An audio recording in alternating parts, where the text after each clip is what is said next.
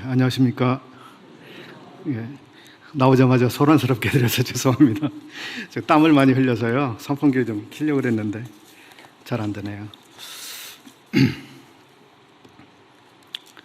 마스크를 쓰고 생활하시니까 벌써 여러 달 지나셨죠? 그런 생각이 듭니다. 마스크를 벗는 것이 민폐가 되어버린 상황, 그리고 내가 마스크를 벗은 채로 이 호흡을 하고 있는 자체도 남들에게 불편을 주는 상황이 되어 있습니다. 또 누군가에게 입을 열어서 말 한마디를 건네는 것이 조심스러운 상황을 살고 있습니다. 어떡하다 참 이런 상황이 되었는지요. 참 빨리 이런 상황이 지나가기를 또 간절히 기도합니다. 지난 7월 5일에 시편 84편 말씀을 함께 상고했습니다. 그날 다 나누지 못했기 때문에 오늘 이어서 나눌 생각입니다. 제가 초등학교 한 5학년, 6학년 때쯤 이웃집에 이렇게 TV를 보러 가곤 했었습니다. 저희 집에는 TV가 없었고 저희 동네에는 TV가 한두 대 정도 있었는데요. 그래서 TV를 보러 가면 거기에 이제 노래도 나오고 그랬었는데, 그때 당시에 제가 들었던 노래가 있어요. 행복이라는 노래인데요. 사랑하고 미워하는 그 모든 것을 못 본 척 눈 감으며 외면하고, 지나간 날들을 가난이라 여기며 행복을 그리며 오늘도 보낸다. SM 엔터테인먼트를 세운 그분이 가수로 활동했을 때 불렀던 노래입니다. 제 어린 나이에는 그 가사가 다가오지도 않았고 무슨 말인지 공감도 되지 않았습니다. 그저 따라서 흥얼거리긴 했었죠. 지금 생각해 보면 그 노래는 행복을 정말 그리워하면서 언제 자기에게 행복이 올 수 있을까를 기대하는 그런 마음을 담고 있는 노래였습니다. 그리고 제가 중학생이 되었을 때 저희 집에 시집이 한 권 생겼습니다. 어떻게 해서 생겼는지 잘 기억이 안 되는데 시집 한 권이 어떻게 저희 집에 생겼습니다. 그 시집을 읽는 가운데 또 행복을 노래한 시 한 편이 있었습니다. 사랑하는 것은 사랑을 받는 이보다 행복하느니라. 들어보셨습니까? 오늘도 나는 너에게 편지를 쓰나니 그리운 이여 그러면 안녕. 설령 이것이 이 세상 마지막 인사가 될지라도 사랑하였으므로 나는 진정 행복하였네라. 청마 유치환 선생님의 시였습니다. 이 시 역시도 행복을 말하고 있는데요. 이분이 말하고 있는, 노래하고 있는 행복은 누군가를 사랑하는 데서 자기가 느끼는 그런 행복이었습니다. 그 시인은 이영도라고 하는 당시의 여류 문인이었는데요. 그 여성을 마음에 아주 사모했었습니다. 그리고 아마 수백 통의 그 연애 편지를 보낸 것으로 아주 유명합니다. 그런데 결국 그 사랑은 진지한 어떤 단계로 들어가지도 못하고 일방적 사랑으로 끝나고 말았었죠. 그 시인은 행복에 대해서 비록 자기가 사모했던 여성이 자기의 사랑을 알고 이해해주거나 받아주지 않았지만 자기는 누군가를 사랑했기 때문에 그래도 자기는 행복했었다고 노래했던 것입니다. 행복에 대해서 참 다양한 생각들과 또 이야기들이 있습니다. 지난 시간 우리 84편을 저희들이 읽는 가운데 이 시편 안에는 정말 이 복으로 충만해 있는, 나는 정말 행복하다라고 하는 이러한 마음으로 이 노래를 하고 있는 고라 자손들의 마음을 저희들이 생각해 보았습니다. 표제 고라 자손의 시 영장으로 깃딧에 맞춘 노래, 이 부분을 많이 살폈습니다. 특별히 고라 자손의 시라고 해서 이 고라 자손이 누구인데 이런 시를 만들어서 노래를 부르게 되었을까? 거기에 대해서 말씀을 드린 대로 이 고라 자손들은 성전에서 노래하는 일을 맡았던 합창 단원들이었었습니다. 그리고 이 고라 자손들은 또한 이 성전에서 문지기로 봉사했던 이제 성직자들이었습니다.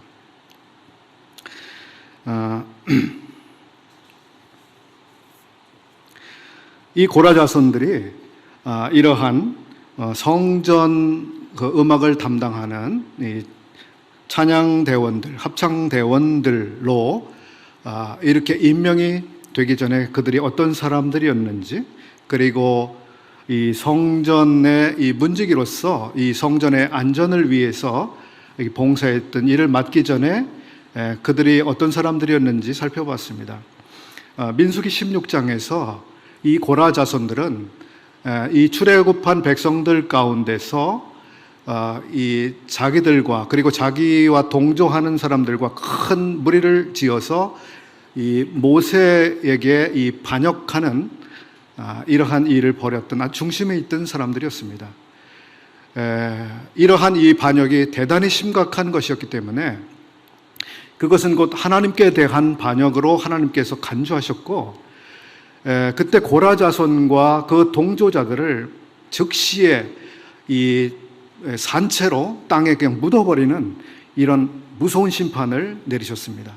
근데 민수기 26장에서 우리는 이 고라의 아들들은 그러나 그 심판에서 살아남았었다라고 하는 이런 부분도 찾아봤습니다. 어떻게 해서 이 고라의 모든 그 가문들, 전체 패밀리가 또 모든 동조자들과 함께 이 산채로 매장이 되는 상황에서 이 고라의 두 아들들은 그렇게 이게 하나님께서 살려두셨을까? 성경은 거기에 대해서 어떠한 단서를 우리에게 남겨주시지 않았는데요. 그러나 저의 추측으로는 이 고라의 두 아들들은 하나님의 진노와 그 심판을 아주 눈앞에 보면서 하나님 앞에 그들이 회개하는 마음을 돌이킨 것이 아닐까, 그런 생각을 해보았습니다. 그리고 하나님께서는 그 두 아들들을 전체 심판에서 살려두셨을 뿐만 아니라 이제 우리 열왕기상에서 찾아보신 대로 그 아들들 가운데 한 아들을 통해서 사무엘이라고 하는 이스라엘의 아주 뚜렷한 지도자를 출생하게 하셨습니다. 정말 수치스러운 가문 가운데 이 놀라운 영웅을 태어나게 하신 거죠. 정말 이 고라 가문으로서는 대단히 영광스러운 일이었을 것입니다. 그런데 그 뒤의 역사를 또 추적해 보면 사무엘상 8장에서 우리는 사무엘은 정말 모든 백성들의 존경을 받는, 하나님이 놀랍게 쓰시는 하나님의 종이었지만 사무엘의 두 아들들은 또 아주 망나니로 살아간 사실을 이어서 봅니다. 그래서 어느 부모들이 경건하다고 해서 그 자녀들까지 똑같이 경건하다고 하는 이 보장이 되어지지 않는 이런 사실을 우리가 보지요. 이런 사실 앞에서 우리가 얼마나 겸손하게 하나님의 은혜를 더욱 구해야 되는지 생각합니다. 그런데요, 이 사무엘의 망나니 두 아들들, 이들 때문에 이스라엘 역사는 아주 완전히 다른 곳으로 이 방향이 선회되고 말았습니다. 그래서 왕을 세워야 되는 이런 왕정 국가로 가게 되는 이러한 터닝 포인트가 만들어지게 되었고, 이것은 이스라엘 전체의 역사로 보아서 이 하나님의 거룩한 백성으로서의 그러한 책임을 다하는 데에 이런 구조적인 어떤 문제를 만들어내게 되었습니다. 그런데 이러한 사무엘의 두 아들들 가운데서 하나님은 또한 다시 한번 은혜와 자비를 베풀어 주셨습니다. 그 아들들 가운데 한 아들을 통해서 헤만이라고 하는 이런 사람을 세우셨습니다. 헤만이라고 하는 사람은 다윗에 의해서 성전에서 음악을 담당하는 책임자, 음악대의 책임자를 이제 맡기신 거예요. 그리고 그 뒤에 역사들을 우리도 살펴보면 전체 그때 당시에 이 찬양대의 규모의 대다수를 이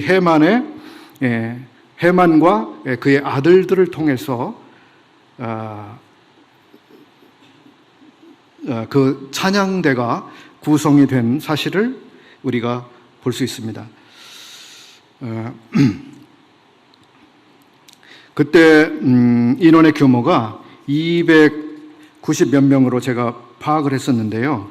그 가운데 한 140여 명이 이 헤만 패밀리였습니다.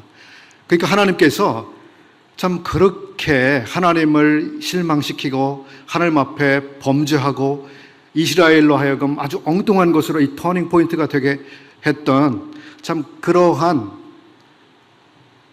사람이었지만 하나님께서는 그의 아들들을 통해서 또 놀라운 일을 이루어 가시는 이런 사실을 우리들이 볼 수 있었습니다. 참으로 이것이 얼마나 놀라운 은혜인지 모르겠습니다. 저 구원받고 모든 우리 형제자매님들도 그러시겠습니다만 구원받고 내가 왜 이렇게밖에 못 살지? 이렇게밖에 못 사는 게 이게 성도의 삶인가? 나 때문에 주님이 또 얼마나 실망하실까? 이런 경험들 다 가지고 계시죠? 그럼에도 불구하고 주님의 자비와 주님의 은혜는 넘치도록 풍성하게 우리의 삶을 채워오셨습니다. 이것이 고라자손의 그 모든 가문의 역사를 우리가 살펴볼 때 보게 되는 우리 자신의 역사이며 삶이라고 보여집니다. 하나님께서는 죄인에게 말할 수 없는 은혜로 임하시고 또 하나님을 거역하고 대적한 이 원수의 가문을 선대해 오신 이러한 모습을 보며 또 하나님의 영광에 참여하게 하시는 이런 특권을 그들에게 부여하고 계시는 이 사실을 보는데요. 여러분, 스탠튼이라는 변호사라고 혹시 아십니까? 스탠튼? 그러면 그와 관계가 있는 다른 사람, 링컨이라고 하는 사람은 아시죠? 미국 대통령 링컨. 미국 대통령 링컨에게는 스탠튼이라고 하는 정치적인 라이벌이 있었습니다. 링컨이 대통령이 되기 전 변호사 시절부터 이 스탠튼이라고 하는 사람은 아주 그 링컨에게 괴로움을 주는, 약점을 꼬집는, 약점을 정말 까발리는 이런 역할을 많이 했습니다. 그래서 이 스탠튼이 링컨의 변호사 시절에 저 무슨 법대도 안 나온 사람이 무슨 변호사를 해. 저 시골 촌놈이 무슨 저런 변호사를 하는 거야. 이런 이야기를 했었어요. 그리고 링컨의 생김새가 좀 독특하잖아요. 그래서 그를 고릴라의 원조라고 놀리기도 했습니다. 저렇게 사람같이 생기지도 않은 저런 원숭이 같은 사람이 도대체 뭘 하겠다는 거야. 이런 식으로 조롱을 하기도 했죠. 만약에 링컨 같은 인간이 미국의 대통령이 된다면 미국은 정말 비극이다. 이렇게 비난을 하기도 했었습니다. 그런데요,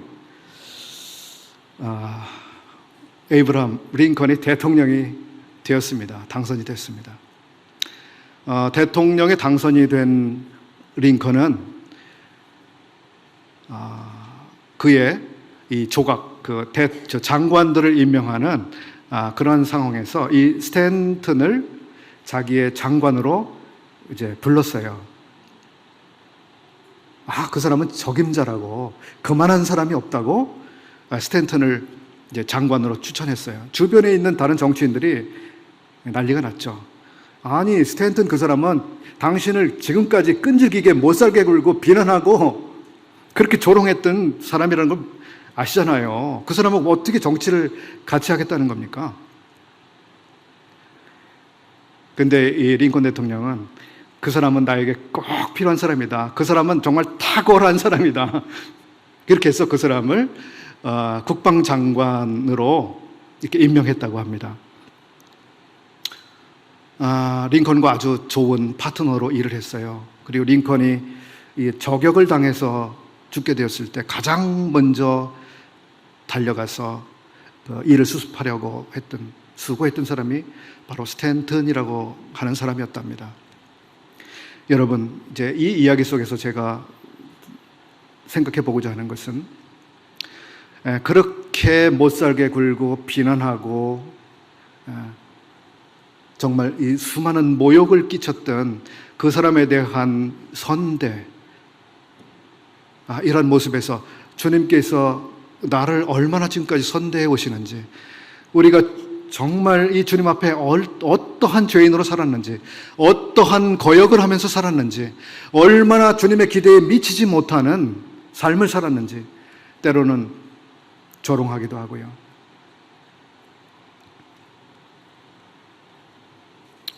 최근에 서울시장께서 스스로 목숨을 정리하는 일이 있어서 우리를 무척 놀라게 했는데요. 전 그분에 대해서 여러 가지 면에서 할 말이 있겠습니다만, 나름대로 인생을 열심히 산 사람이라고 생각을 합니다. 어떻게 하면 우리가 살고 있는 이 사회를 보다 모든 사람들이 공평하게 잘 살 수 있는 사회로 만들 수 있을까? 아마 진지한 고민을 했던 사람이라고 저는 그렇게 생각하고 싶습니다. 그리스도인 관점에서 우리와 생각이 많이 다른 점이 물론 있습니다. 그런 점에서 그는 정말 자기 인생을 책임 있게 살려고 했던 사람이었습니다만, 그러나 그는 하나님의 마음을 참 실망시키고 아프게 하고, 하나님의 생각과 아주 먼 생각으로, 하나님의 생각과 반대되는 생각을 가지고 그가 살아가려고 했던 그런 아쉬움을 또 가지고 있습니다. 그럼에도 불구하고 하나님께서 참 그 사람 한 사람의 생애에 대해서 얼마나 안타깝게 생각하셨을까, 이런 생각도 해봅니다. 여러분 생각은 어떠십니까? 여기 시편 84편의 이 고라 자손의 시, 고라 자손들이 부르고 있는 노래는 자기들이 받을 수 없는 은혜, 임할 수 없는 은혜, 받을 수 없는 호의, 그것이 그들의 삶에서 하나님으로부터 주어졌기 때문에 말할 수 없는 은혜의 감격 속에서 노래하고 있습니다. 주의 장막이 어찌 그리 사랑스러운지요. 여호와의 궁정을 사모하여 쇠약하며 내 마음과 육체가 생존하시는 하나님께 이 부르짖는, 정말 주님을 사랑하는, 하나님의 은혜가 얼마나 놀라웠던지 생각하면 사무치는 그런 마음으로 노래하고 있습니다. 여기에 두 번째 표제는 깃딧에 맞춘 노래라고 되어 있습니다. 깃딧에 맞춘 노래, 이것은 수확한 포도를 밟으면서 부르는 노래라고 하는 뜻을 가지고 있습니다. 수확하는 기쁨이 충만한 노래, 기쁨의 노래입니다. 한 해의 농사에 대한 모든 수고가 이 보상을 받는 시간, 자기의 수고에 비해서 풍성한 수확을 얻을 때 찾아오는 그러한 기쁨. 제가 추측할 때에 이 노래는 굉장히 경쾌한 리듬, 아주 힘찬 노래, 이런 노래가 아니었을까. 깃딧에 맞춘 노래. 제가 실제로 이렇게 들어보질 못했는데 아마 그러한 멜로디나 분위기였을 것 같습니다. 제가 이 장면 속에서 떠올려지는 영화 한 편이 있습니다. 바로 이 포도 농사의 이 수고, 그리고 수확의 기쁨이 아주 잘 담겨 있는, 잘 표현된 그런 영화가 있었는데요. 이제 구름 속의 산책이라고 하는 영화가 있었습니다. 보신 분들이 계시는지요? 구름 속의 산책. 그 영화 중간에 두 사람의 남녀 한 쌍이 나옵니다. 이 두 사람이 그 여성의 고향을 같이 방문합니다. 그 고향 동네를 방문했는데요. 그 동네는 낮은 산들이 쫙 이렇게 형성되어 있고요. 그 야트막한 산들에는 다 이 포도나무들이 심겨져 있습니다. 온 그 들판과 야산이 다 포도나무 밭입니다. 포도원이라고 하죠. 그 포도원에 포도들이 아주 이게 탐스럽게 열려 있고요. 잘 익어가고 있는 이런 장면들이 묘사되고 있습니다. 그런데 그들이 오늘 밤에 잠을 이렇게 자게 되었는데요. 갑자기 그 동네에 기온이 뚝 떨어지는 일이 생깁니다. 소리가 그 동네로 몰아친 거예요. 기온이 몇 도만 갑자기 떨어져도 이 포도 농사는 아주 심각한 타격을 입어요. 오늘날 우박이 내리는 것처럼. 그래서 이 소리가 그 포도원에 이렇게 깔려 있게 되면 이제 그 포도 농사는 다 망칩니다. 포도가 중간에 다 떨어져 버리고 마는 거죠. 그래서 이제 그 가족들은 다 비상이 걸립니다. 한밤중에 그냥 옷을 대충 입고 포도원으로 다 나옵니다. 그리고 그들이 할 수 있는 일을 하는데요. 바로 포도나무가 심겨진 그 통로마다 통로를 따라서 쭉 이제 뭐죠? 그 모닥불을 중간중간에 다 이렇게 피워놓습니다. 그리고 열기를 만들죠. 오늘날이면 그렇게 할 필요가 없겠지만 그게 열기를 만들고요. 그리고 그 열기들이 이 포도나무의 이 가운데 이렇게 감추어진 뒤쪽에까지 열기가 가야 되기 때문에 이제 커다란 이제 큰 부채들을 양손에 이렇게 해가지고요. 이렇게 계속 해가지고 아마 밤새도록 이렇게 부채질을 해서 그 뜨거운 열기가 이 포도나무의 요소마다 다 가게 만드는 아주 힘겨운 수고를 합니다. 그리고 그렇게 그 밤을 보내고요. 그 다음에 포도를 수확하는 장면으로 이제 넘어가는데요. 예, 포도를 막 그냥 트럭같이 어마어마하게 큰 이제 그러한 단위로 이 포도를 수확을 합니다. 그리고 이제 포도를 틀에 놓고서요. 아마 이 포도 틀이 우리 강당의 한 절반 정도 되는 것 같아요. 어마어마하게 큰 포도주 틀이 있고요. 거기에 그냥 몇 트럭 분량의 그냥 포도들이 거기에 담깁니다. 거기에 이 가족들, 이 포도를 위해서 그동안 수고한 농부들, 이 사람들이 다 들어가서 이제 포도를 밟아요. 포도주를 만드는 과정이죠.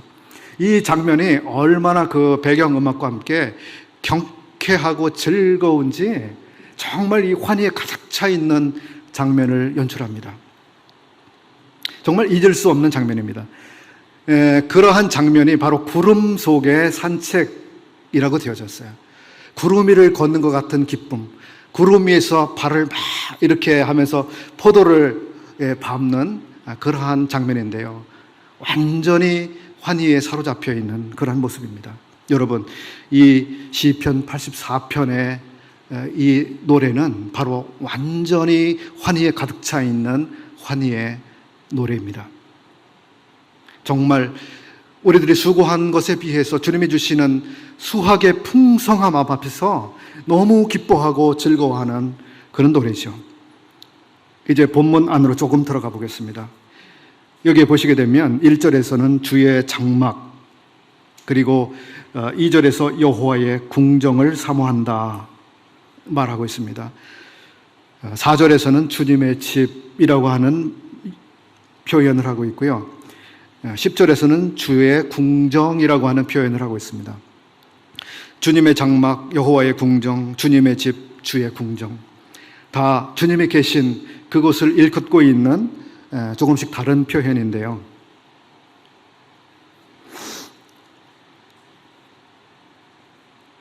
주님께서는 그곳이 장막이 되었든 궁정이 되었든 집이 되었든 주님은 정말 주님의 백성들이 계신 그곳에 임하기를 기뻐하셨습니다. 내가 백성들 가운데 거할 성소를 나를 위하여 지어 달라고 주님께서 모세에게 말씀하셨습니다. 그리고 이 성막을 완공했을 때 주께서는 거기에 충만하게 임하기를 기뻐하셨습니다. 그리고 그 백성들 가운데 임하여 계신 사실을 이렇게 드러내셨어요. 여기 고라 자손들은 바로 이제 하나님의 집, 하나님이 거하시는 곳, 하나님께서 풍성히 임재해 계신 그곳에 자기들이 어서 가서 여호와를 대면하기를, 여호와를 만나기를 사모하고 있습니다. 자기들을 그렇게 사랑해 오신 분, 놀라운 은혜를 베풀어 오신 분, 말할 수 없는 복을 주신 그분 앞에 나가기를 사모하고 있습니다. 아마도 제가 이해할 때는 이분들이 이제 반열과 반차라고 있었잖아요. 그러니까 1년에 그 교대해서 몇 월 달에는 누가 가고 그 다음 달에는 누가 가고 이런 순번이 다 정해져 있었는데요. 마치 이제 어서 자기들이 주님의 이 성전에 가서 봉사할 때가 오기를 간절히 기다리고 이제 그때를 기다리고 있는 그러한 느낌, 그런 마음이 읽혀집니다. 우리가 주님의 집에 올 때에, 주님 앞에 올 때에 정말 예배 시간을 이렇게 기다리는지 우리가 마음의 생각을 해보게 되는 부분입니다. 여기에 말씀을 드린 대로 주님의 장막, 궁정, 집, 이것이 다 여호와께서 어떠한 표현이 되었든 그곳에 임하기를 기뻐하고 계시고 그 가운데 예배받기를 즐거워하십니다. 여기 장막이라고 하는 표현이 있는데요. 그것이 정말, 장막은 뭡니까? 이동식 가옥 텐트입니다. 어떻게 보면, 인간적으로 보면 아주 보잘것없는 그런 천막이에요. 궁정, 그 임금이 지어는 집, 거하는 집이니까요. 얼마나 보석과 값진 것으로 견고하게 값비싼 건물입니까? 그러나 여호와께서는 그런 솔로몬이 지은 성전처럼 그렇게 값비싼 성전에만 계시기를 즐겨하시는 분이 아니라, 비록 이러한 초막, 장막이라 할지라도 거기에 주의 백성들이 있다면, 그들이 주님을 사랑하고 있다면 그 가운데 있기를 얼마나 주님이 원하시는지요. 제가 그 장면과 오버랩이 됐는데요. 주님께서 제자들 데리시고 변화산에 올라가신 장면입니다. 제자들 앞에서 주님께서 변화되셨습니다. 그리고 거기에 엘리야도 있었고요. 또 모세도 있었죠. 이 장면을 보고 베드로가 너무 흥분했습니다. 너무 좋았어요. 그래서 주님께, 주님, 우리가 여기 있는 게 너무 좋아요. 너무 좋습니다. 만족스럽습니다. 제가 주님을 위해서 초막 셋을 여기에 지을까요? 예, 물론 그의 제안은 부끄럽게도 거절됐습니다. 왜냐하면 주님과 다른 선지자들을 어떤 같은 레벨로 그가 생각하는 듯한 이런 분위기를 연출했기 때문인데요. 근데 적어도 제가 다시 생각나는 것이, 베드로가 주님을 위해 집을 짓겠습니다, 주님을 위해서 멋진 궁전을 짓겠습니다, 뭐 이렇게 이야기를 한 것이 아니라 주님을 위하여 초막을 짓겠다고 하는 그런 발상을 했어요.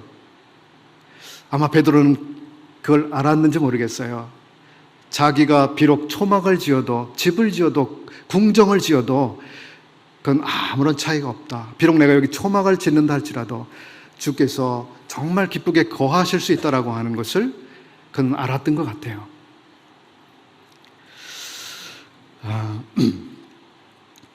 오늘날도 우리가 주님을 섬기는 우리의 환경, 우리가 가지고 있는 정도, 우리가 가지고 있는 능력, 이것이 어떠하든지 간에 주께서는 우리들 가운데 임하시기를 기뻐하시고 우리들 가운데 예배받는 것을 즐겨하시는 그분, 이것이 얼마나 감사한지 모르겠습니다.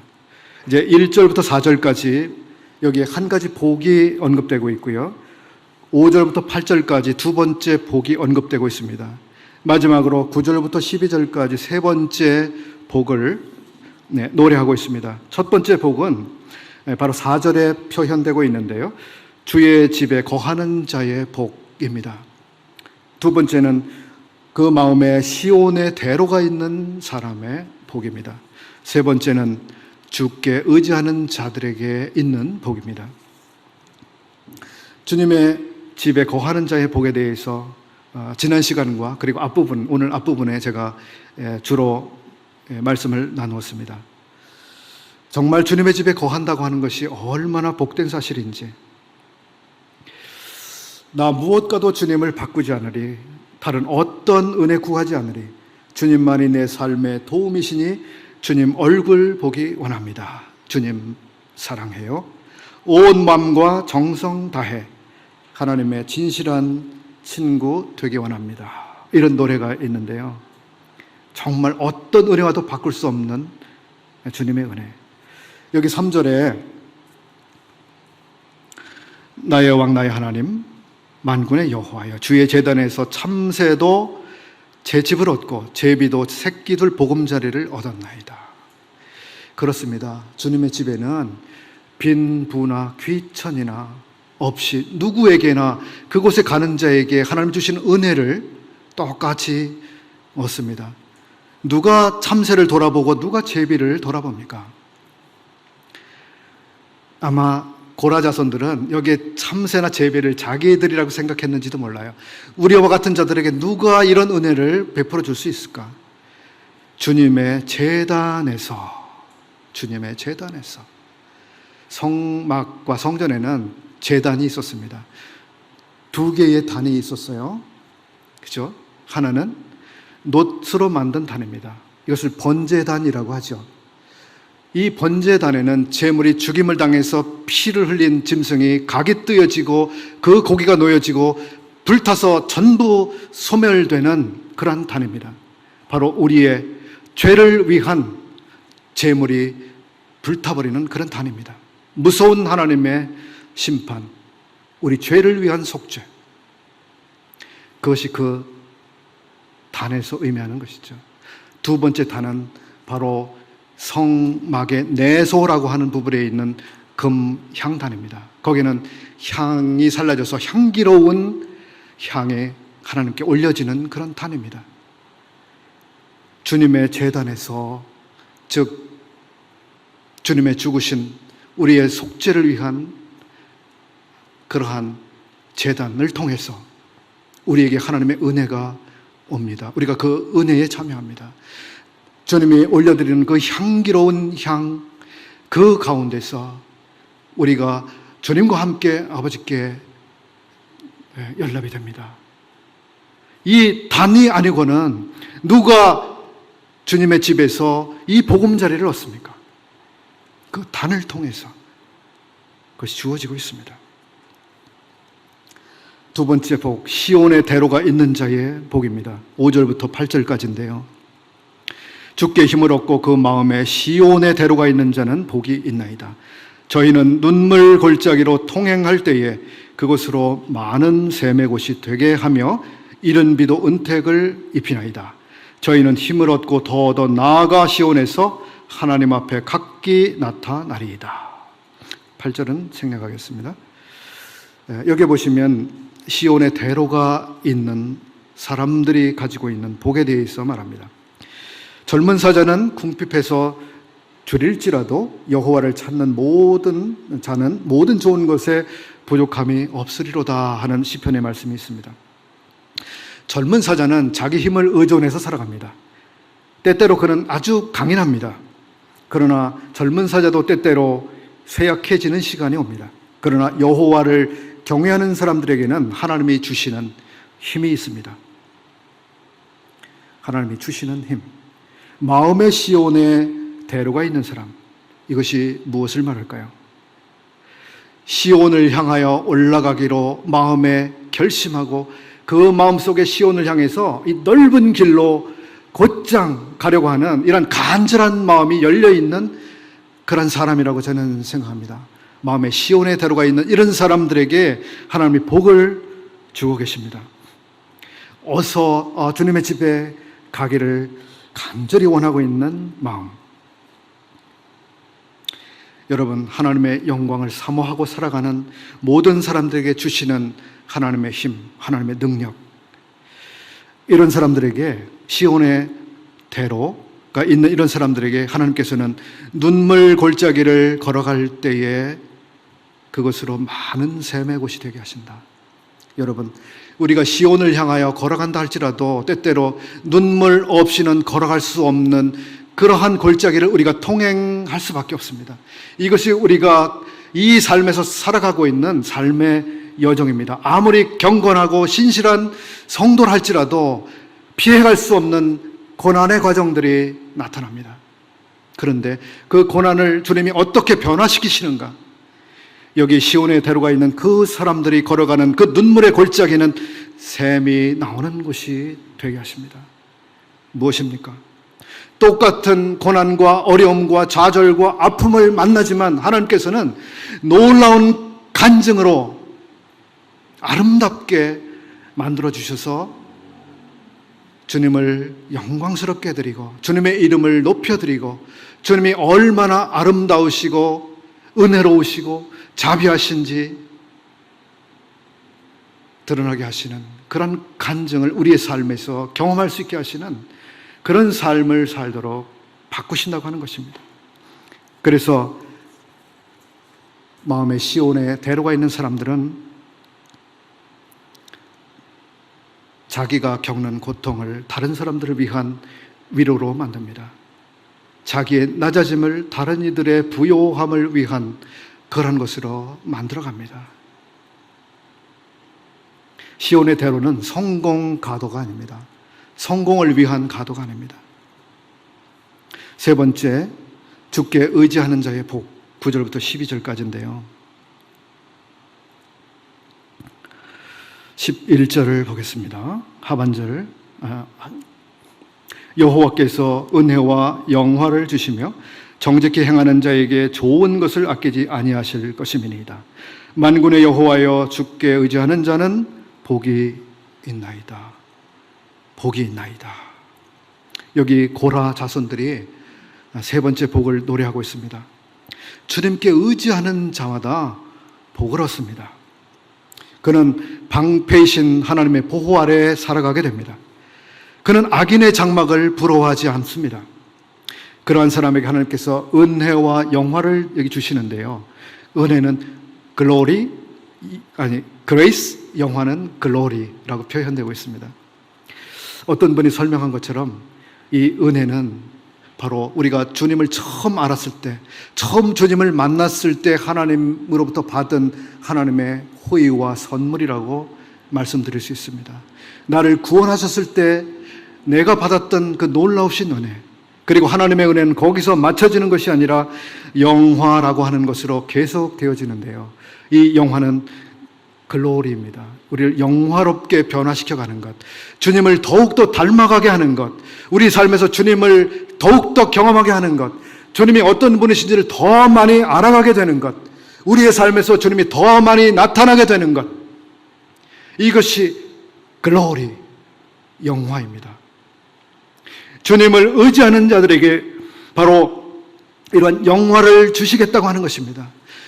주님의 성품에 참여하는 이러한 복, 우리가 영혼 구원을 받고 우리의 죄사함을 받았다고 여기서 주님이 끝내시는 것이 주님의 계획이 아니었습니다.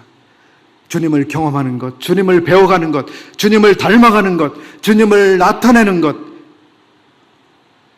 주님을 우리가 함께 누려가는 것, 이것이 주님의 생각입니다. 주님을 의지하는 자들에게 이러한 복이 계속해서 우리에게 밀려옵니다. 매일같이 밀려옵니다. 우리가 눈물 골짜기로 동행하는 그 때에도 이러한 복이 우리에게 임하고 있습니다. 여러분, 우리의 시선을 어디에 두고 살아가시겠습니까? 지금 우리는 여러 가지로 어려운 일들을 많이 만나고 있습니다.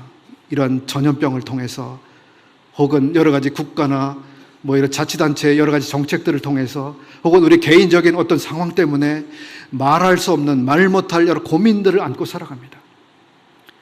누가 이것을 다 해결해 줄 수 없습니다. 그러나 주님을 의지하는 자, 마음의 시온에 데려가 있는 자, 주님의 집을 사랑하는 자들에게 주께서 은혜를 주십니다. 이제 결론적으로 마치겠습니다. 고라 자손들이 경험한 은혜, 우리에게 동일하게 경험된 은혜지요. 용서의 은혜, 우리의 기대를 초월하시는 우리에 대한 하나님의 대우하심. 고라 자손들이 마음에 무엇을 사모했었는지, 초막이든 궁전이든 주님의 영광을 사모하는 그러한 마음, 고라 자손들이 발견했던 그 놀라운 복들, 눈물 골짜기를 샘물이 되게 하시는 그러한 하나님의 은혜, 얼마나 놀라운지요. 여러분, 우리가 눈물 골짜기를 때때로 갑니다. 그러나 하나님이 그것을 샘물이 나오게 하시는 것이 되게 하시고 비가 내리는 곳이 되게 만들어 주십니다. 주님께 더욱 나가시는 우리 성도의 삶이 되시기를 바랍니다.